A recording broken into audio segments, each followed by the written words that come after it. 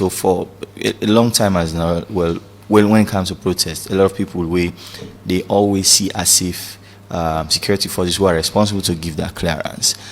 It seems as if default position is not to allow anything in the first place, and that in itself can also add fuel to the tension we get right now. Yeah, because so people like can forget say we all lives them they at the liabilities of the state. Where something do you, especially in dense situation there, everybody want for run after government and be like, oh, police for don't secure people them, for don't protect people them. So usually you see a situation usai. I'll not like for use government because government is such a broad term, you understand. But let we just say for sake of argument, you want government for first of all protect itself because one pull that liability they pay itself for say, oh, I don't want a situation where intentions go to the point that the security personnel cannot control, and then A, B, and C happen, and then 100 people them now, begin protest on social media, and people then begin come back at we and say, oh, I fail for doing homework, I fail for do A, B, and C. So the first thing they want to do is to protect themselves, wherein if this careful creates tension, law no allow them in the first place. You understand? That's their excuse. Is it correct? Is it fine? In my opinion, no. Because number one, salon for the reach to the state or to the stage usai, we get sufficient security personnel we trained enough for be able to handle whatever crowd without the need for escalate the tension. You understand? That's my expectation of government. But at the same time, back you want for talk to people then back for saying, in as much as you get a right for come out, you not get a right for come fit. Because now we see them protest there, so people they come on do next thing you know, sometimes innocent market woman go they pull in business and seize that market. Say that's not you protesting, that's you looting, that's you doing something else. You understand? We definitely they against laid down rules of law. So you want for teach people first of all waiting at protest, because I don't think say in salon people and they understand really waiting at protest. It can just be you sitting down on the floor, it just be you standing out with placards, it can just be you so we don't see protests them in other countries where people not even say a word. You understand?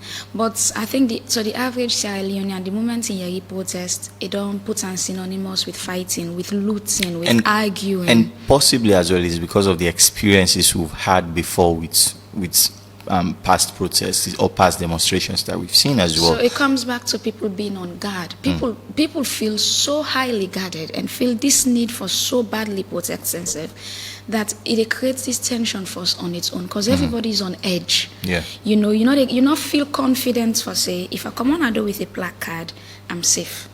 So you are on edge. You are out, but then at the same time you are like, I'm out for anything. Anything can happen. Police go can scatter tear gas. Just no. It comes back to creating that environment where the people then first of all trust the security agency, trust the government, trust the atmosphere, trust for say, I can do it. I can, as long as I keep to my own side of the bargain, they will keep to their own side of the bargain. But we don't see situations there where people they accuse security personnel with their own fundamental responsibility now for protect the very people then their lives and properties. People accusing them of, oh, you came at me, oh, una physically hit me, una assault me, people and they make them claims they are so against this security personnel. I feel like in order for cut this talk short and try for curtail this situation, which I really expect the office of the ONS and office of the Ministry of Internal Affairs for do. Now for try for hold events where una could really try for explain to people the fundamental rights, let people know, because sometimes people can feel like, oh, as soon as we say we want for protest, we are even breaking the law. They no, so then get a right. Then get a right for come out.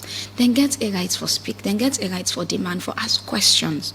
So you want to first of all tell people, it's not like you're doing anything wrong. You are within your rights. However, follow you able for enjoy these rights. You get for members, you get for protect yourself, you get for protect the people them around you.